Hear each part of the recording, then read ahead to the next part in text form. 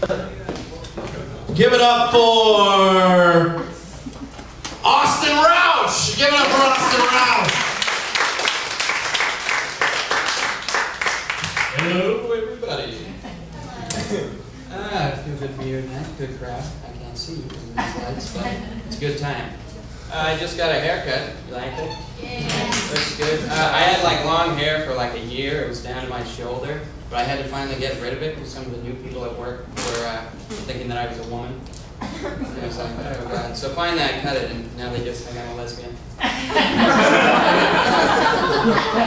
a Caucasian guy, if you guys didn't notice, which is great for me because I love to tell ethnic jokes. Do you guys hear the one about the white guy that walked into the bank? He got the loan. Thank you. I'm also German, so I drink a lot, but I'm in recovery. I don't drink before work and school anymore. I wait till I get there.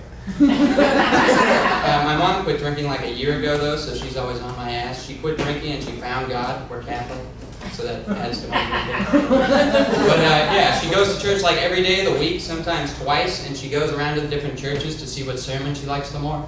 She doesn't stay for the entire ceremony. She just drinks the blood of Christ and leaves. But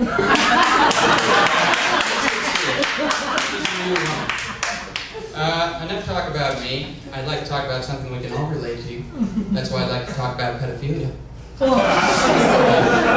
you guys seen that To Catch a Predator movie? Show? Yeah. Catch a Predator? Alright, good. I see we like our pedophiles in here. Yeah, but I was watching it the other day. I watch it sometimes, you know, it's interesting. I'm glad they're getting busted. But I was a little worried because I watched it the other day and they were having a marathon of To Catch a Predator. And I'm like, what's worse? Is it that they're exploding it to the point where they can make a marathon, or that there are so many people going to this? Like, who stays home and watches a To Catch a Predator marathon? So that's what. Say, honey, what do you say we don't go out tonight? We'll stay at home, open up a bottle of wine, we'll make us a nice meal, and we'll sit on the couch and watch old men little children. That'd be swell. And like, why do they keep finding these people? There's so many predators out there, apparently. I just don't get it. I'm beginning to think that it's actually people trying to get in on reality TV. You know, those people that don't get on any show. They get there, they're like, oh my god, Chris Hansen. Yes! Do you know how many kids I had to diddle to get on this show? It was worth it. Ridiculous. Moving on. I go to strip clubs a lot, not because I'm horny or anything. I just love the boost in self-esteem it gives me. I'm just saying, I don't go a lot. I kind of steer clear of those places. My dad was a dermatologist, so he raised us early on to be very afraid of venereal diseases and people associated with it.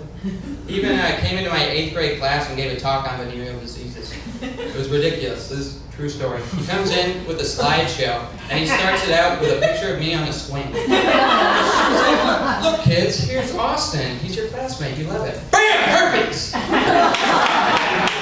For those of you wondering, that's Austin too. Yeah, so I was always afraid, but I did, my friend convinced me to go. He got back from Iraq, and he's like, out of the truth, he's like, Austin, let's go to a strip club. I'm like, well, I don't really go. Come on, we're going to the strip club. I'm like, all right, where do you want to go? Like, Centerfolds? He's like, I'm paying $20 to get in there. We're going to this place downtown. I was like, okay, we get there. It doesn't even have a name. It just says exotic dancers. And that's kind of a push, right? Exotic kind of takes like something that you don't see a lot, but the strip club's as common as the post office in most towns. Everyone's got one. But I went in there, and these women were exotic. These women were about exotic as running into your grandma while she's changing. Grandma, it's time for breakfast. Oh, God! Oh, it's terrible. Your mom comes up. What's going on? What's wrong? Grandma, naked. I can't see. It's terrible. Yet strangely exotic. Right, I went in there. These women, I don't normally compare my grandma to strippers because it's in bad taste. But I did this time because I think it's oddly appropriate because these women are old enough to be like the grandmothers of strippers. I went in there and these women have the saggy guts. They got the mustache on them. And one of them, you ever seen those girls with the tassels on their boobs that they swing around? This woman did not need tassels. She just swung her titties around. I was like, good Lord. And we sat in there about an hour. I didn't want anything to do with them. My friend just sits there in his chair with a drink and stares at these women for over an hour until finally they stop coming out. We figured they were closing.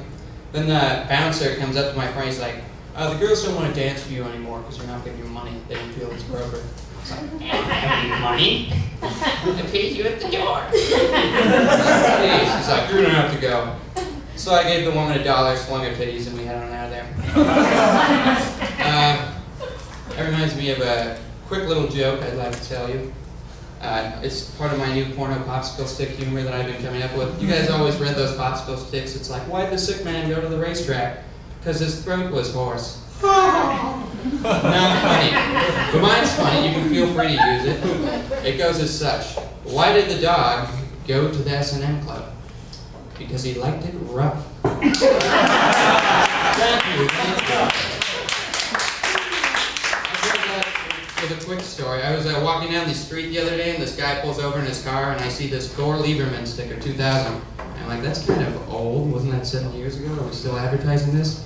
So I asked the guy when I got out, and I was like, what's the deal with the sticker, buddy? You too lazy to rip it off or put a new one on? He's like, no. I just want people to know where I stand on the issues. And I went, really?